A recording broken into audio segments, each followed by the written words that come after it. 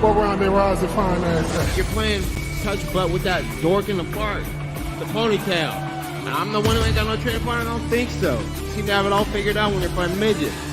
Damn it! 60 G's, baby! Our live prediction show begins right now. What's happening, people, and welcome back to the Fight Week show. As you can see, Ola is in hiding. Will is in hiding. Both of them are doing absolutely terrible with their picks and with their results so far. Me and Jordan are sitting here cushy. So we're just going to run the show on our own. As George said before we came on, a hostile takeover. That's what's going down. That's what's happening. But we should also be joined by Terence Boello. I'm just waiting on him jumping into it. But we've got UFC Vegas 88 ahead of us this weekend. It's not going to be as good as UFC 299 was last weekend. That's for definite. But let's get stuck into the picks anyway. 1 second, George, whilst I just pull up these slides, mate, and then we can start getting into it and have a little talk. Yep.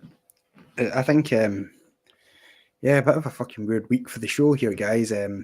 Everybody's dropped out and just left us two. Fortunately, we're the two at the top of the leaderboard, so no one else's picks are really going to do you any good. Cage Warriors is live right now and tomorrow night, so plenty of MMA action to keep everybody going. How's everybody getting on tonight? Got Robbie Brown in about damn time. Yep, you can blame everybody but us two. Feel free to go and find their social media, send them abuse, especially Leroy. This isn't really Leroy's fault, but he deserves abuse at all times. So if you go and find him as SNLs and stuff like that, you'll find them. Just give him a big fuck you, Leroy, in the chat. And again, Will was meant to be joining us on allofaSudden.lastminute.com.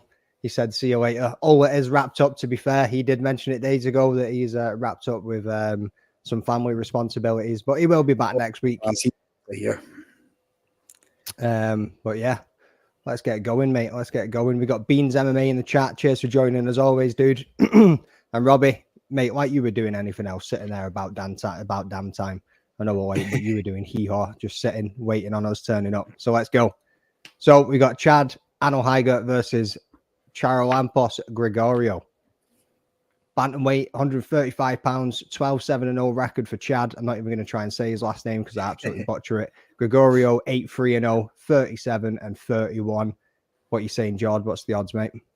Yeah, Grigoriou is the favourite at 10-17 with Chad at 7-5.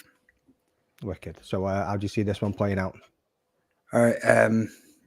This Chad's not really been exceptional in the UFC. He's a sort of 50-50 fighter, if we're being kind. I'm going to take the debuting fighter here to come and hopefully make an impression, although I could see it going either way. I'm not particularly sold on this one. It's the opening sort of fight night card, so this one's we're going to learn more about the fighter after this, but until then, it's just a guess. Yeah, stick with favourite though. Yeah, that's what I'm going with as well. You might have seen it on my video, people, but I'm going with the favourite in this one too. I know he's definitely hittable anyway. You know what I mean, you've seen him in his fights. He's not really got much to it. And coming up against a striker that's got the power that Grigoriou's got, I can see him getting it done. And 37, you know what I mean, doesn't really bow too well when you're coming up against somebody with that kind of power. That's the thing, like when it's in the higher weight classes like heavyweight and light heavyweight, you can overlook age a bit because power is the last thing to go. But the lighter the weight classes get, I don't know, age is a big factor, I feel. Mm-hmm. And Grigoriou's finished his last 4 opponents as well, you know what I mean? Yep. Robbie's washing his dishes. Washing the dishes. At 9:15 on a Friday. Mate, this guy eats his dinner at like 8, half 8. I swear to God, he's like the random time guy on the planet. Speaking of which, right.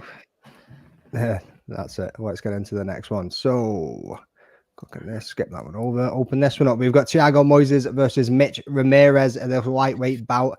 We've got we've got Thiago Moisés coming in at 17-7-0. We have Mitch Ramirez 8-1-0, 28-31. What are you saying, George? What's the odds? Yeah, Moisés heavy favourite here at 1-4 with Mitch Ramirez at 3-1. Wicked, mate. So how we got this one going? I think my notes are kind of all over the place. So give me a second. I from what I've looked at over the time, I couldn't really remember most of his fights, but I went back and had a look. Like Moisés doesn't seem super impressive. You know what I mean? Like his game plan seems to always just take it to the ground and just try and work from there. Maybe got a submission threat, but that's probably about it. From a striking standpoint, I don't think he's really got much going. Ramirez on the other hand, you know what I mean? He likes to put it onto people straight away. Like he just gets in there and gets stuck into it. So I think my pick this week is going to be going on to Ramirez to get this one done. What are you saying? Hard to disagree. I think Ramirez he's got that one punch knockout power that you look for in a debuting fighter. But Moisés has done a good job at only losing to the very best guys, like sort of Joel Alvarez and Islam Makhachev. And yeah, I think he's got enough about him to sort of take this one. So I'm sticking with the favourite for the second time in a row. We'll be having a fucking field day right now. I bet we'll be sitting there taking notes going, I need to get my picks in before 10 o'clock. So let's see what these two man pick, and then I'm going to send mine to Leroy real quick. That's Leroy, what's happened here. That's exactly what's going extra on. Study time. Yeah, I mean, the two of them are well behind in the points, so they're going, do you know what? Let's sit this one out. Let's watch what these two boys pick. We'll quickly write them down, and then we'll fucking send it into the show. Mate. Will was full of it last week as well. But how great he was and how he was gonna be catching you in no time, and now look at him. I know. Still, it's cold and it's lonely up here at the top, but that's where I'm going to stay, and I'm going to bask in it for a little while. So next up, after that one, we have Cory McKenna making a return versus Jaqueline Amorim. We have Cory McKenna 8-2-0, Amorim at 7-1-0, 24 and 28. What are you saying to the odds, Gerald? Yep. Cory McKenna favourite here at 5-8, still with Amorim at 13-10. Wicked, mate. So there hasn't really been much change in these odds this week from when I looked at them at the start of the week towards the end. There's been slight differences, but nothing too much. You know what I mean? So who are you going with this one? What's your thoughts? Yeah, this is going to be my first underdog of the week. Just purely in the fact I don't think Amorim's particularly good, but the same can be said for McKenna. So it's sort of, on cards like these, a lot of them are actually quite close fights on paper. So you have to pick your spots carefully. And I think this is one of the closer fights in the card that an underdog.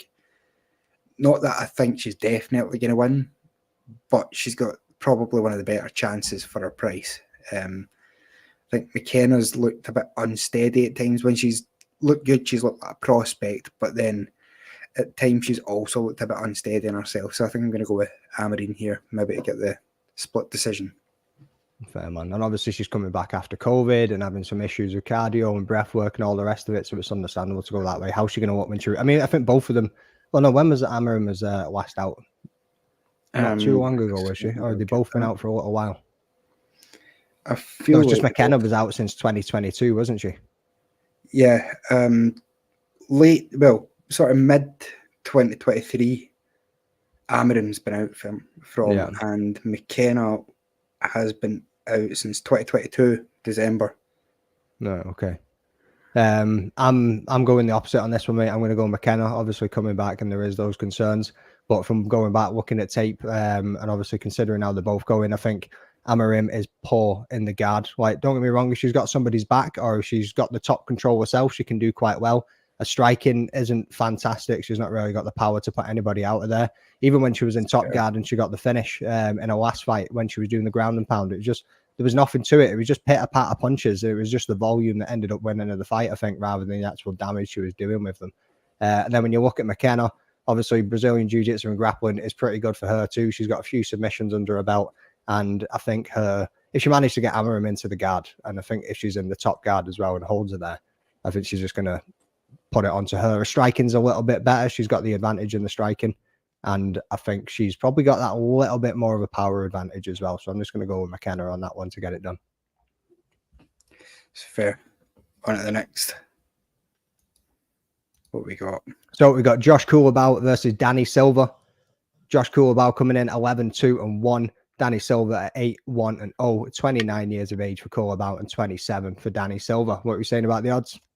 Yeah, Culibao still favourite here at 4-7 with Danny Silva still at 6-4. Wicked, mate. So where are you going? Yeah, I'm in the favourite here. I think Danny Silva, unjustified in sort of the way how close this fight is in the odds. I don't think Culibao's been particularly bad in the UFC. I don't think he's looked like a world beater, but a guy that won a decision on the Contender Series coming in this close, and the prices, I couldn't take him. So yeah, stick with the favourite here. Who you got? That's fair, mate. I'm going with the underdog on this one. Yeah, I mean, short notice as well. This fight was meant to be against was it Brad Riddell, or is that his name? Or probably Chad Riddell or something along them lines. No, Brad Riddell. I think it was Brad Riddell, wasn't it? Yeah. So obviously, Silva. Yeah, I mean, coming in from the LFA, won his UFC contract by beating Pacheco in the Contender Series unanimous decision. But like you say, I just don't think Culibao, like he's not that world beater. He's not looked absolutely fantastic. He comes in and chops the legs, and he seems to have an absolute kick off with some guys when he wants to. I mean, that's all he seems to really do. To be honest with you, he doesn't really put it onto people too much. It's just leg work. And I think Silva's going to edge it from the power and speed that he's shown in his Dana White Contender Series. He's in your face all the time. He's like relentless with it. He does like to take a punch, though. Yeah, I mean, he will just stand there and just let somebody crack him. That is the only thing. But I think he can come in and get this one done. That's it, mate.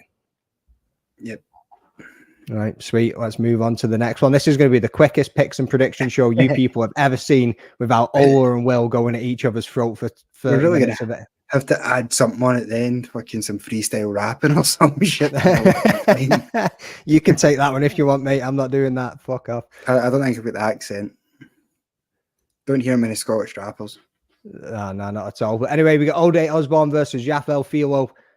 Ode Osbourne 12-6-0. Filho coming in at 15-3-0, 32-30. What are you saying, George? What's the odds? Yeah, once again, we're still the exact same. 5-8 for Filho's favourite, and Osbourne at 13-10. Wicked, mate. Oh, and where are you going? Oh, what are you going to say? Oh, all right. Yeah. I was just going to say, I think we're going to have a Will join us any minute now. But yeah. Oh, here we go. I'm going with now this thing's going to take an extra 20 minutes to get it fucking finished. Welcome to the 3-hour special. Yeah, Ode Osbourne, I'm an underdog here. I think good reach, good striking. He's not great once he has to defend submissions, but getting him there can be pretty tough. I think Filho is decent. He looked better, and slowly as times went on, he seemed a bit one-dimensional. So I'm taking Ode Osbourne here. Third round, flying knee, knockout. Wolf, you're calling it as well, not just picking him. You're calling it too. Will-type visions in this fight, mate. Right, okay, fair enough. I'm with you on that one. I think Ode's going to get this one done. Yeah, I mean, it is a tough one to call. No, you can't. No, because every time I'm trying to beat you here, and every time that's fine. You can't. You're 9 points behind me, mate. So it's not looking likely in the near future anyway. So. I mean, I'd bring Will in, but I don't know what's going on with Will. He's still sitting there with a dark screen, so I don't know if he's just hiding in the shadows and if he wants to be added, or if he's got some fucking issues going on. But let's bring him in. What are you saying? What's going on with his Batman? I'm driving from Peterborough, innit? All right, sound mate. I didn't have a Scooby Doo. What was going on there? No, I'm driving. I'm trying to get the car lights on, but like obviously you can't put it on. It's a bit sketchy there, mate. Right, we're on Ode Osbourne and Jafel Filho. Who you going? Filho. Yeah. Can Filho's hear you the favorite, right? Filho's the mate. favorite, right? Yeah, he's the favorite. This is weird. This is like those old fucking talk sport. Like, do you remember the phone-ins where like some guy'd phone up and give his opinion on football? Mate, you see the lights on the roof of his car. Like, honestly, it just makes me feel like I'm walking up. I got my daughter here as well. Right, what's happening? Yo, right, so we better keep it clean. No swearing now. That's it. We're sound. Nah, you can't swear. She's all right. She just came from the football pitch. She's all right with swearing. Yeah, that's very nice. Yeah. So go on, mate. Who you got? He's got Filho. Video. Filho, can you hear him? Because I can't hear him at Yeah, I all. can hear him. If you can't hear me, if you can't hear me, him, I suppose. if you can't hear me, as soon as I get home. Back to what I was saying as well. Yeah, I've got OD in this one. I think Filho, when he gets cracked, he seems to just hit the deck and just doesn't want any of it. Like you said, he's quite one-dimensional and he just tries to go for the one way and make it down on the floor, and that's all he wants to see. So yeah, let's move on to the next one. That one's pretty straight up, forward, and easy. Can I say something? If you can't We've hear got me, Josiane Nunes versus Chelsea Chandler. Oh. Nunes coming in Did you hear me? 10-1. I can Chandler. hear you. Wait, McDane, 5-2. stop. I was gonna say, I can't hear you, mate. It's pretty rough. if you can't hear me, let me go up. Let me go up. I'll come back in. I'll come back in again. Let me go up. I'll come back in again. All right. You just sound muffled to me, mate. Oh, he's bouncing out. He's going to come back. I think you're the only one sounds- that can't hear him. You're listening to some fucking HD audio. Maybe the chat could hear him. I don't know, mate. I'm not going to Scooby-Doo. Anyway, we've had a few people jumping in now. So we got Naz saying breaking the law. Shots fired from Leroy. George D's asking, is OD is from the UK? I don't think he is he? No, Jamaica. Yeah, that's what I was like. Yeah, oh, there you go. Naz underneath. OD is Jamaican, but I knew he was Jamaican, but I didn't know if he would be fighting out of the UK. Maybe he trained over here or something, but there we go. Jamaican man. Call me Mike Bisping. I'm just going to start doing accents now. Gets cancelled. You can hear him. His audio's decent for someone driving. I really just couldn't hear that man at all. He sounded muffled as anything. Could hear, even Robbie could hear him loud and clear. It seems like I was the only one that couldn't hear well there at all. So, oh well, mate. We'll see what happens when he gets back in. Blame McDane. Yeah, sweet. Blame me. I'll take that. Right, so let's get stuck into this one anyway, mate, before we keep rambling on. This isn't the Rambling Dad podcast. We're on the Fight Week show, so one of us needs to shut up, and it's probably me, to be honest with you. I feel like if I stay silent for long enough, you go insane. Probably. But still, right, so Nunes currently on a fucking 9-fight winning streak. You know what I mean? 3 of them being in the UFC. You could go back through her record and Tapology, and some people might think that she's come up against a bit of a padded record before she got here. I think she's definitely got some power in her hands. She did struggle with the takedown defense against Pascal a little bit, though. You know what I mean? She has, like I said, got the multiple records multiple finishes on her records, but she couldn't finish a 40-year-old Fen, which was a bit interesting, even though she's got all of those finishes there. Most of them, I think, in the first round too. Yep. Chandler, we know she doesn't like being punched. Chandler gets hit. She turns around and tries to run out of the octagon. She from that Norma Dumont fight. But let's see how this one can go. I think it's Chandler needs to take it to the ground if she wants to get this one done. Nunes is quite a lot smaller, and she really needs to push the pace and get into her if she wants to get there and get into it as well. So I see this one being Nunes making it a dirty fight, getting in close, outstriking Chandler. Chandler could probably try and take her down, but I don't know how that's really going to play out for her. And as I say, when she gets cracked, she doesn't really like it.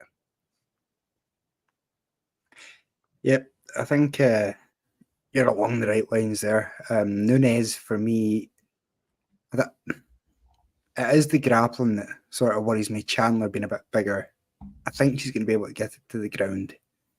If she gets hit in the face in the way there, we could have a problem. But yeah, I think Chelsea Chandler is going to be my third underdog in this one.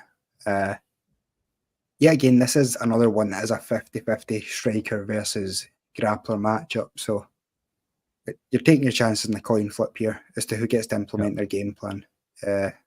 Smart way to make an underdog pick, I reckon. Did Chandler miss weight? Sounds about right. Double check. Probably. I haven't seen it. I haven't seen any of the weigh-ins or anything, so never had a Scooby-Doo about that one. But trust Naz. I mean, all he does is sit at home and watch shit about MMA all day, every day. Did you miss weight by how much? 2 pounds, I think. Right, okay. Not good. So, yeah, that might play in a favour as well. I mean, what was that stat that was out a while ago saying people that miss weight ended up losing the fight, or, well, actually winning the fight, and the people that kept on with the fight lost it, even though, I mean, even Cameron Simon, he lost that one as well, didn't he, when his opponent missed weight? Rodriguez, was it, when he's actually fighting tonight? So next up, did we give the odds on that? I don't think we did. Yeah, sorry. Nunes 8-11 favourite, Chandler 11-10. So close fight type one. Yeah, it's rock and roll. So we got Mike Davis versus Natan Levy. Mike Davis coming in 10-2-0. Natan Levy 8-1-0, 31 years old and 32 years old. Hit us with those odds. Yep, heavy favourite here for Mike Davis at 2-9, with Natan Levy at 7-2. Bang. How have you got it going? Yeah, I'm on the favourite here. I think Levy is athletic, but I don't know, it doesn't really seem to implement a game plan very well. Mike Davis has been in there with some really good fighters, and he's never scared to push the pace and sort of always bring the action. I think he could just overwhelm Levy here. So I think, yeah, stick with the favourite. What about you? I'm the same, mate. I'm sticking shoulder to shoulder with you here on these points. I agree. Yeah, I mean, Levy's on a 2-fight win streak, but he hasn't had a fight since 2022 as well. He got a victory over Valdez, but it doesn't really speak volumes given that he's gone on to lose 3 fights after that. You know what I mean? He's down as a striker, but he's never finished anybody. All of it, he's gone the distance, I think, with every single one of them, except for me. He's got a few submissions scattered in there as well. I just don't think he's got the ability to beat Davis. Yeah, I mean, Davis has come up against some stronger guys with better striking and beat them. So I'm going with Davis on this one. I think he's going to be able to get it done pretty easily. Yep. George G, good odds, yeah. Solid odds, mate. Yeah, if you're going for Natan, I think... What are the odds on him getting a unanimous decision? Because if you're betting on him, it's not by knockout, is it? Yeah, not at all. Yeah, I want 2 for Levy to get the unanimous decision. So that means for what, £5, you get £32.50 back. Roughly. Not too bad. Right, next up, Gerald Meerschaert versus Bryan Barberena. Meerschaert coming in 35-17-0. Barberena at 18-11-0, 36-34. Talk to us about the odds. Yeah, Meerschaert favourite here at 2-5 with Barberena at 2-1. I'd just like to throw it there before we crack on with this fight. Do you remember when we had a guy that done this kind of stuff? Odds and things like that. Yeah. Well, there's a guy around out here that would do things like that. He'd monitor chat. And... What was that guy's name? I can't remember, mate. He was a bit of a dickhead, wasn't he? Australian guy, just like to drink all the time. Things with it. He had like that weird thing with the kangaroo that he... Anyway, yeah. Yeah, but let's not talk about that. Moving on. Moving on. So, Gerald Meerschaert and Bryan Barberena. So, Meerschaert obviously been in the game for absolutely ever. You know what I mean? GM3. As I said in my show as well, should be a household name in MMA by now. And if somebody's coming in and doesn't know who GM3 is, then you need to look at yourself and say, do you really know about MMA? He's been in there against some of the biggest names of the division. You know what I mean? He's always been that middle of the pack kind of fighter, but he's also come out and surprised you from time to time as well. His most recent loss against Andrei Petroski didn't look terrible. You know what I mean? He had his moments in the fight, like, as he always bloody does. And if you actually went back and looked at the stats, he did have more strikes in that one as well. And before that, he obviously got KO'd by Joe Pyfer. Bam Bam, 3-fight losing streak at the moment, falling short against RDA, Gunnar Nelson and Muhammad Muradov. Again, not one that's always looked super special, kind of middle of the pack fighter. But he did have a last standing KO against Robbie Lawler. So he's got the power in there to be able to get it done against Meerschaert, because he's been KO'd, I think, 4 times in his career or something. So, you know, I mean, the chin is always going to be suspect, especially at that age. With that many fights under his belt that he's had, it could potentially happen. But saying that, I'm still going to be taking GM3 to get the win. I think it's going to end up going 3 rounds. And I think GM's grappling is definitely what's probably going to get it done here. What are you saying? Yeah, this is quite a weird fight. Both guys look at about the end of their careers. Bryan Barberena, I remember him coming in and sort of destroying the hype train of Sage Northcutt. Meerschaert for a few years now has been the guy that's had decent sort of wars and then has got thrown to sort of one of the young, hungry up-and-comers. I think the big difference in this fight is both guys are going to want to fight.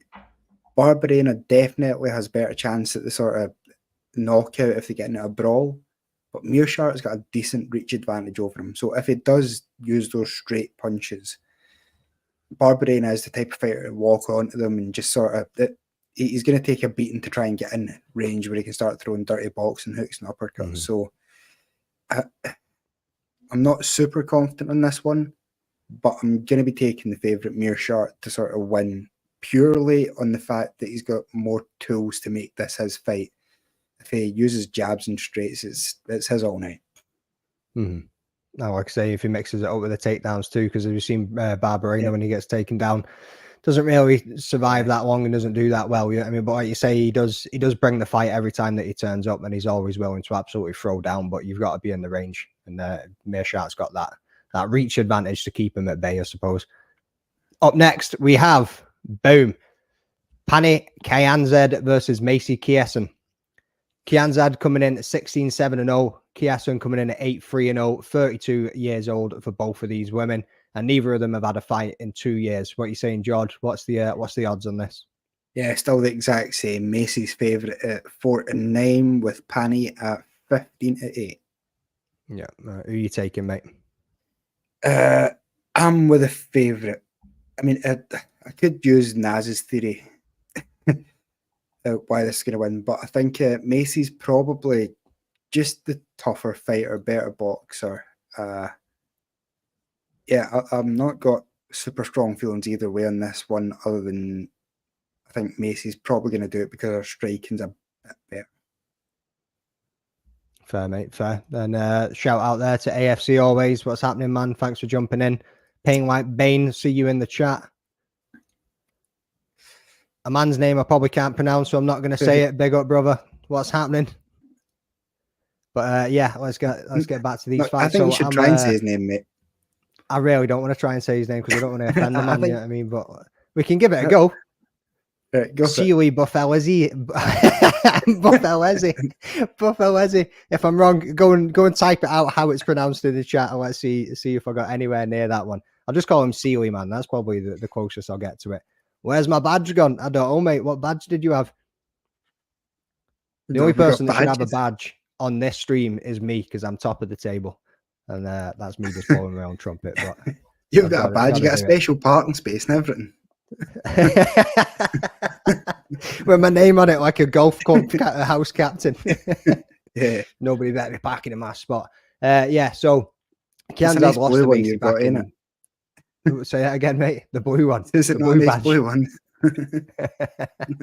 Kianzad lost against Macy back in 2018 in the Ultimate Fighter finale via a rear naked choke. Went on to a 4-fight winning streak after that. You know what I mean? But being a lose one, win one, lose one kind of fighter since that 4-fight winning streak. Chiasson's looking to move up the rankings from 10th. Lost to Irene Aldana, who landed an up kick to the liver. Even though Chiasson looked like she was winning that fight over the rounds, I think it came in the 3rd round. It was just out of nowhere, boom, big dirty up kick, and that just put her out of the game straight away. So, like I say, both of the ladies have been inactive for quite a while.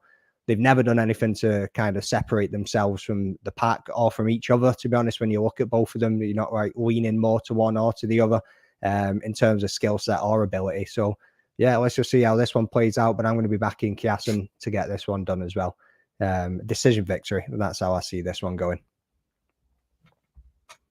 So bear with me, people, because like we said, we haven't got some Australian douchebag doing this bit for us. So up next, we've got Christian Rodriguez versus Isaac Dulgarian. Rodriguez coming in 10-1-0. Isaac Dulgarian 6-0-0, 26-27. Give us the odds, Jod. Yeah, Dulgarian favourite at 4-7 with Rodriguez at 6-4. Nice, mate. So I am going to be going with Rodriguez on this one. It's a good matchup. It's a tough one to choose, to be honest with you. But obviously Rodriguez missed weight, like I said in that Simon fight, is now moved up to featherweight. Dulgarian starts out really, really quick. He's got a finish in every single one of his fights in the 1st round. Never seen him get out of that 1st round, and I think we've seen Rodriguez in there with some dudes that can crack. So he's definitely got the chin to weather the storm and get out of the 1st round. And then what's Dulgarian going to look like in the 2nd and 3rd would be my points of looking at that. And I think that Rodriguez will be able to cruise to a decision victory on this one. Yeah, I'm on the opposite end. I knew you would be. C-Rod is, I think he's good at bantamweight, but he's gone up and he's fighting a hitter straight away. The guy that Dulgarian ended up beating, Francis Marshall, he fights out of New England. Really good fighter himself. Only just lost to Gomes, who's a physical freak type fighter. But I think, I think Rodriguez is going to sort of underestimate the weight difference here because Dulgarian's cutting down from about 165 if you're being kind. So, yeah, I think he gets knocked out maybe in the first or second here. No, fair, mate. Fair. I did think that as well when I was looking at him picking it. I was like, I mean, Dulgarian's obviously coming in there 145, but he's cutting weight to get down to that. So I'm like, he is going to be a heavier dude walking in. So what's going to look like for Rodriguez? But like I say, Rodriguez has been good though. He's been decent. A lot of good prospects at bantamweight. Mm-hmm. Yeah. So yeah, that's the 2 picks, and let's just jump quick back to this chat because I just want to absolutely fucking pat myself on the back for this one. Boom, got it right, bro. And what did you get right? Say it again. Ashley. I'm not going to say it again. If I got it right one time, I'm sticking with that, and I'm not going anywhere else. So what you still saying? Had like a fucking Australian prick kicking around. He can make us a soundboard. That's what we need. Yeah, we could just hit some buttons on the side and it'll just come out. Yeah. I'm going to need that one for this next fighter as well, to be honest with you. The badge after my name still got my wrench, but the badge is gone. I honestly don't know. I don't even have a badge or a wrench, and I've been doing the show for 2 fucking years. I've got a wrench. I don't know who gave me a wrench. Like, you don't want me fucking working on the tools, but somebody gave me a wrench. Does the wrench do anything? I honestly don't know, mate. It makes my name blue, and fuck knows what else I can do with it. I think I approved when I was in the chat on the live stream, I approved some comments, and I think it's mainly like a mid-level moderator, level moderator pass that Leroy kind of likes to dish out because he's a lazy bastard and doesn't want to do any of the hard work anymore. That seems to be what it is.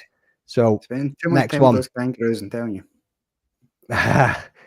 Here we fucking go. So Kennedy and Zekuku. Fucking what the mate, fuck you want to have a go at that one? Say? Yeah, exactly. and Nzechuku, is that how you say? I don't know, mate.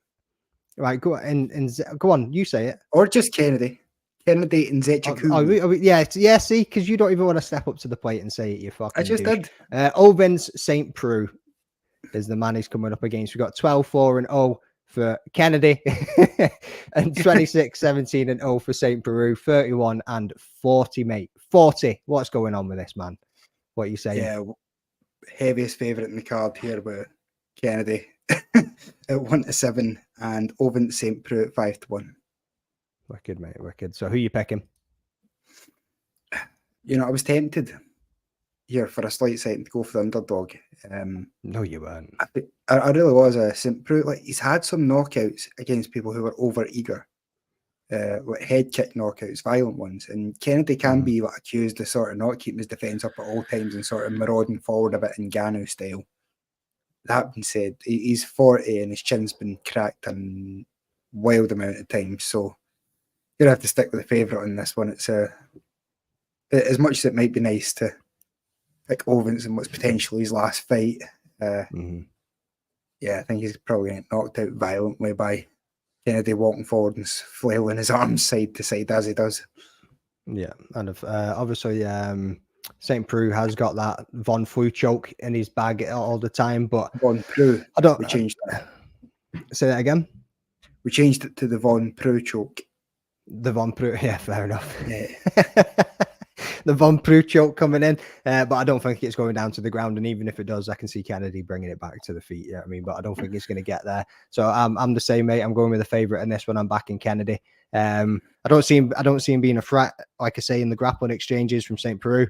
Second round finish, even a first round finish could be possible in this one. 40 years old, and you'd think after this fight, maybe should be his last fight, as he lost his last 3 fights or something. I'm not too 14 sure. Or something. I don't know. 14, yeah. I think in his last 4 fights, he's been finished in the first or second round of 3 of the 4. So that's he's only in his last 4. His only win has been a split decision win over Shogun. who's now retired. Yeah. Yep. So probably not worth considering, to be honest. Yeah, I think we both just gained a point on that one there anyway. So let's move on to the co-main event of the evening, With people. this- Let's get stuck into this one. Leroy doesn't say one word the whole time. All of a sudden, somebody's membership's expired, and that's him crawled out the woodworks trying to fucking re-sign him up to the program. We had a 40-minute monologue on the fucking problems of Leroy. And then he comes in with that. Up. You're an absolute scumbag, Leroy. Just remember that, bro. Cheers. Yeah. Cheers for the slides, though, even though you did fuck one of them amateur hour. Anyway, Bryan Battle versus...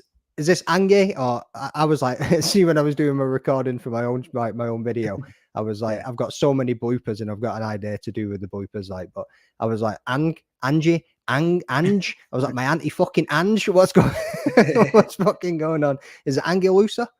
Is that how you say it? Yeah, you want to have a go on this one? We'll go Angelusa. Is it Angelusa? Let's fucking stick with that one. Right. So 10-2-0 for Bryan Battle, 10-3-0 for Lusa. 29 years old for both of these men. What are you saying, George? Yeah, 1-2 for Bryan Battle is favourite. Lusa at 17-10.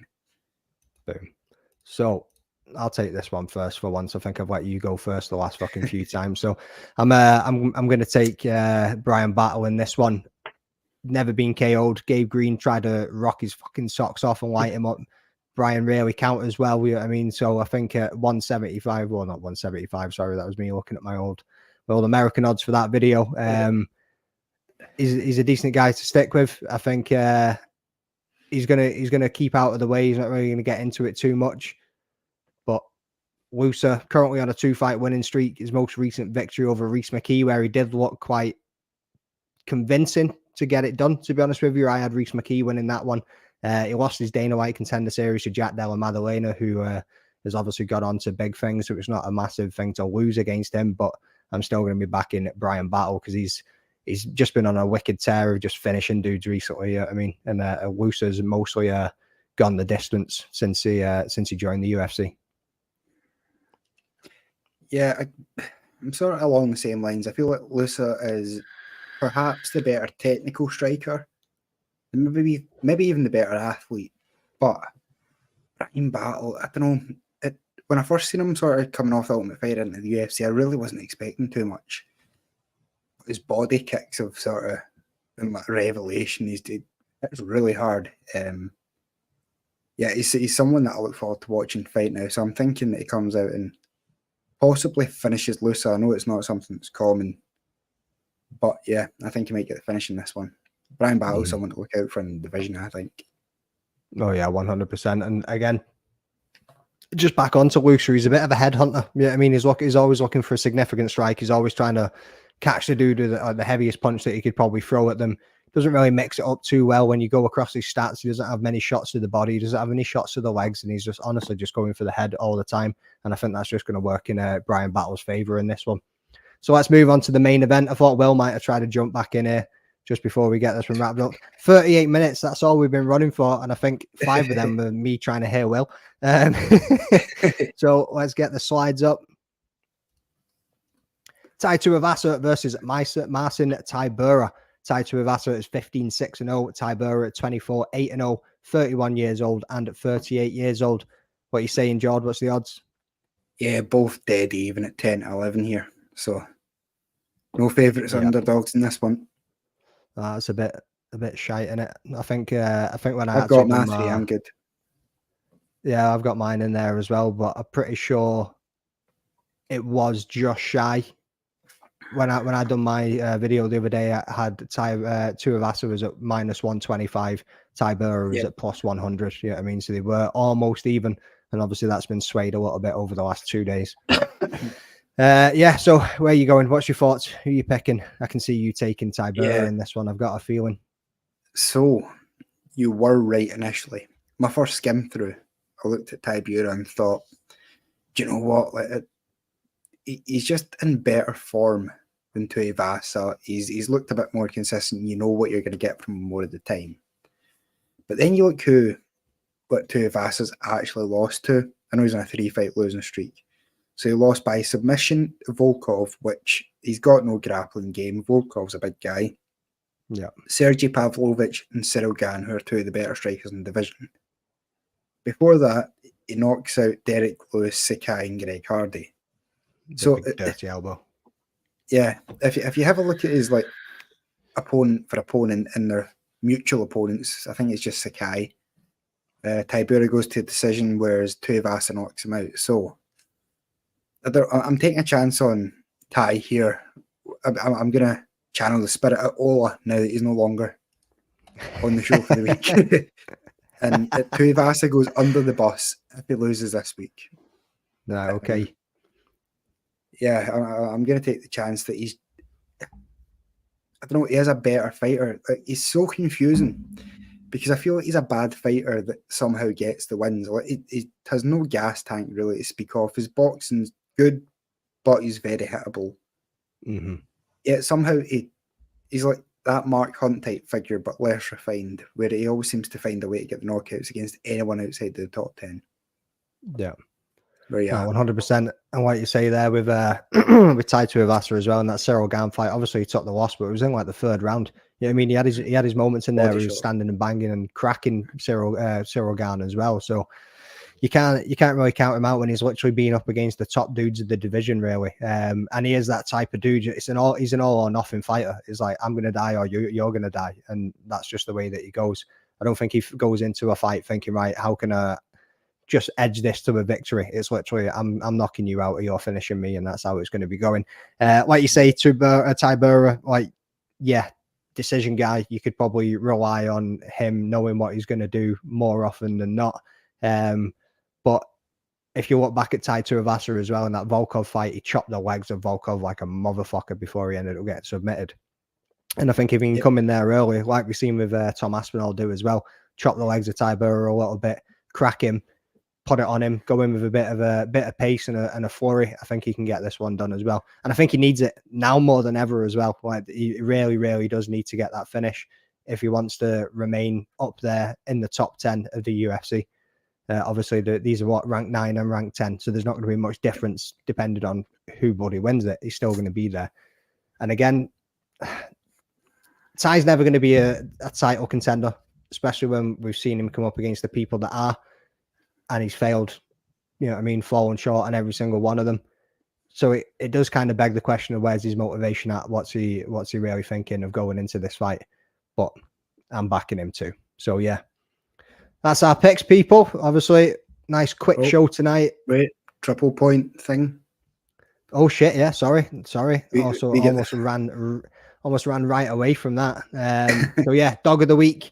That's what I think it should be called. Dog of the week, not this underdog. Go of the with week. dog of the week. Make it I nice, don't care, man. short and whatever snappy. You want to call dog of the week.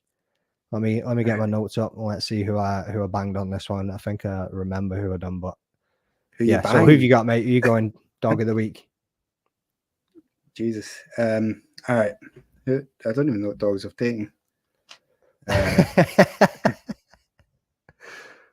We'll go with Ode Osbourne. You going with Ode Osbourne for your dog of the week? Yeah. Cool. I'm going to take Ramirez as my underdog of the week. Dog of the week, whatever you want to call it. Going with Ramirez, I think he can get it done, and I think that's going to be a nice little cheeky 3 points for me again, being one of the only guys that has hit his dog of the week the last 3 weeks running. You never know. I might be absolutely your downfall's on the way, man. It's you're going to have a bad week. I can feel it coming. It's going to start a spiral. You're going to crumble. But everybody, be back here at midnight for Will's solo stream of his picks. Hope you all enjoyed the 7-minute appearance. Yeah. I think if Will turns up at midnight, then his picks are null and void. You know what I mean? They need to be in the next 8 minutes. That's right. Should we just keep this going? We should just try and keep this going. Well, I suppose we should have tried to drag this out over the hour, so they couldn't be getting all of the picks down. I can drag it out. Give me a second here. I'll find out a story. All right. UFC 300's confirmed. All right. All the fights are there. What do you make of the card in comparison to UFC 299? I think people are sleeping on it, right? I think people are really underplaying it. They're shitting on it because it was hyped up to be this big thing, but it's an absolute banger of a card. Any other time of the year, without 299 being before it, without people being made to wait for so long, anybody else would have been absolutely buzzing with it. And Yeah, obviously, you're going, aren't you? Yep. I mean, I think we're less than a month away now. I'm buzzing for it. Like, Cheryl was a bit disappointed because we'd had so many rumours about Connor, and then you had Dustin and even Nate coming back. Like, there were so many big names rumoured about it that she was quite disappointed. But I was trying to explain that fight for fight, there's not many better cards that have ever been put together. Like, the opening fight is Cody Nolov versus Davison Figueiredo, which for the very first fight in the early prelims is insane. Yeah. I think the main event, a lot of people are disappointed in because Jamal Hill is just not a big name yet. A lot of people still remember him getting his arm snapped by Paul Craig, which takes away from this sort of illusion that he's going to stand toe-to-toe with Alex Pereira. But I think this is a very dangerous fight for him. But he's struggled. He's been knocked out before by long-rangey guys who hit hard. So I don't think it's a terrible main event.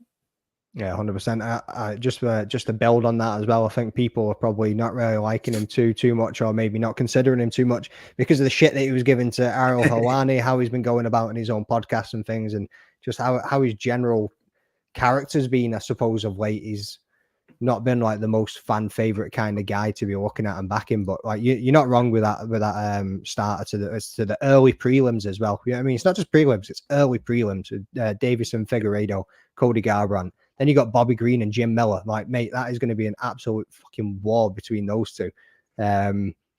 Jessica Andrade. Great, though. He's still out there like beefing with eggs on Twitter. Do you know what I mean? Like, people without profile pictures, he's out there like giving them so much time and attention that like, and someone let him get that tattoo with 2 thumbs.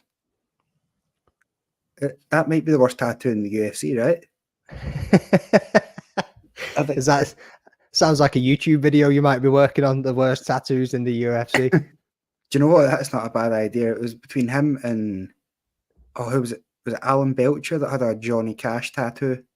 Yeah. It was awful. And what about Masvidal's one that he got? What was that? It was like a silhouette of his own flying knee. Yeah. Something like the umbrella from Resident Evil or something underneath it. I don't know what the fuck it was. Yeah, I think it was meant to be some fucking hippie bullshit, but MMA fighters don't get good tattoos. Like, I just don't think they exist. I don't know, man. Moicano's got some banging tattoos. Like, his are cool. Yeah, I think Volkov and Aspinall's back tattoos are pretty dope. Yeah, they're pretty sick. Yeah, and just again back to the Jamal Hill and Pereira fight. I think you're right. I think Pereira is probably going to end up getting that one done. I think he's going to crack him. I think a lot of people underestimate Pereira because he just kind of pushes forward with the same kind of game plan in every single fight, but it works and the dude's strong as fuck. And I don't see Jamal Hill being able to, move around him too much and actually be able to fight his fight just with the pressure that Pereira was going to put onto him. And especially, how long's he been out for now? A year, 2 years? Well, yeah. The thing though, like Jamal Hill is always seemed to be like sort of the underdog in pretty much every fight he goes into. But no, it always seems to get it done. I'm not counting him out in this one. I think the same way Izzy got the knockout. Oh, Leroy, your opinions are null and void, bro. Where are you? Are you like hiding for someone in a cupboard? You can only text every 17 minutes or something. What's going on? Fucking Australia under attack by midges or something. Yeah. Oh, mate, we've also got. I'm not even. Who was added recently? Oh, it was the Joe and Turner Renato Moicano, wasn't it? I sent that through in the chat the other night. Sadiq Youssef and Diego Lopes. That's an absolute banger of a fight too. Diego Lopez he's been the surprise package of last year for me. Like, he came out of nowhere, lost, but then since then he's been finishing. I think Sadiq Youssef is someone who's always just been on the cusp of that, like, top 5, but never been able to quite get in there. So, like, these fights are going to be like co-main events on fight night cards. Yeah. So And some of them you've could got be a them in the fight night prelims. card. You know what I mean? Yeah. I think maybe 1 or 2 more fights for Diego Lopes, and that Sadiq Youssef versus Diego Lopes could be a fight night headliner. Yep. I mean, Kayla Harrison versus Holly Holm. Sure, it's not the most exciting fight on paper, but when you think about what it is, like I was it's literally a fun about to say fight. that's probably going to be the most boring fight on the card.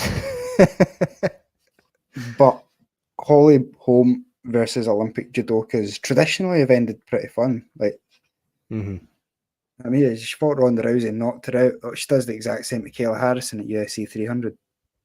Yeah, I think the boys are going to get some things put together for UFC 300 in the lead up to it. So, right, okay. hopefully we can get some special shows out. Like I wanted to do that one.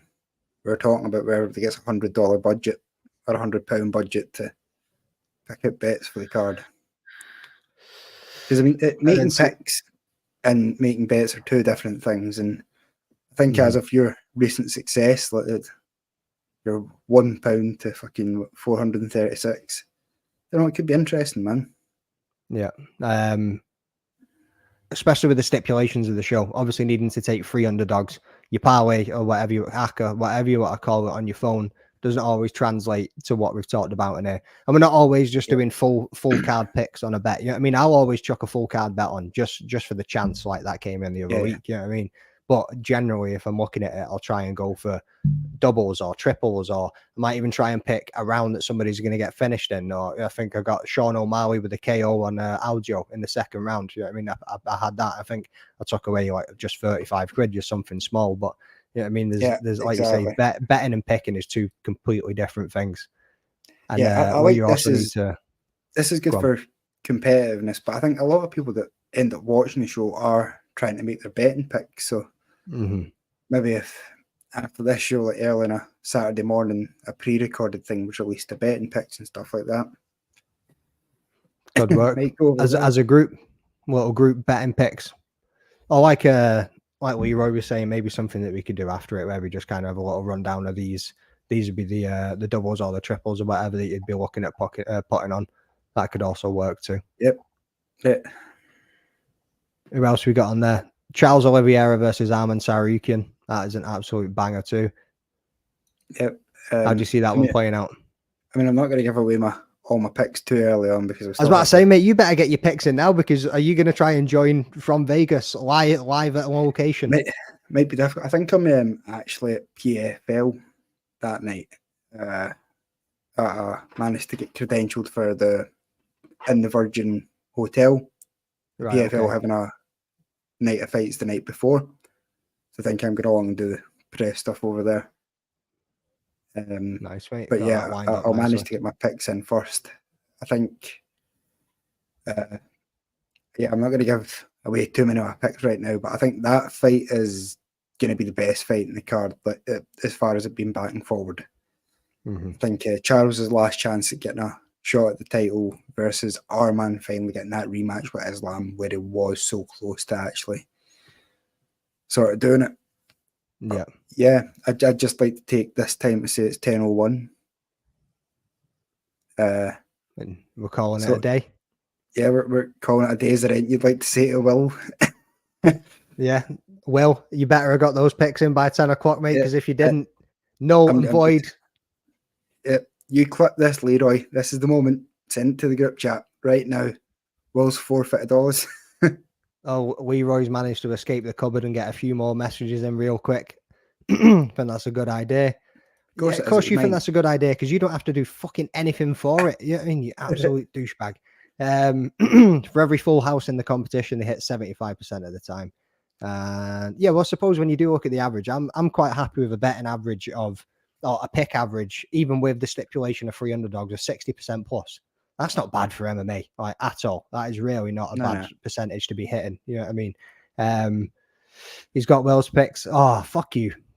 Delete them. Tell them internet issues. It never came through. Yeah, screenshot it. Have you got Ola's picks? Have Ola's picks came in yet? I bet they come in at 9:59 after you watch this entire show. So, what we've all learned tonight, just if we're going to leave on this, is that me and Jordan got our picks in. Everyone else is banned this week. Their picks don't count because they don't care about you. Peace out. So yeah. Thank you very much, guys. Let's wrap this one up, and we'll get the nice little outro on the go. Cheers for joining in. Cheers for jumping in the chat. It's been an absolute pleasure. I hope you enjoyed 2 guys rather than 4 for once. You know what I mean? There was a lot less chaotic. It was a lot less back and forth for half an hour of bullshit. But yeah, that's the picks and predictions show. Don't forget to join Dust Up Shakedown on the Wednesday. Jod, I know you've been working on some stuff in the background, so maybe you've got some shit lined up coming soon. I am going to run my first watch along that I've ever done tomorrow night for this card. Just going to jump in. Robbie Brown, that is in the chat there, he's going to jump in with me. That's my cousin, so we're going to be sitting and chilling. I'm not sure if anybody else is going to be joining us, but yeah, keep your eye out for the content, people. And up until next Friday, we are out. And yeah, I say we are out, and then I can't even find the outro. So where are we going? John Anik. Okay, now. Peace, bitches. Hey guys, this is John Anik from the UFC. You're watching the Fight Week Show. Please subscribe. Not now, but right now. Subscribe to the Fight Week Show. We'll see you guys on the road soon.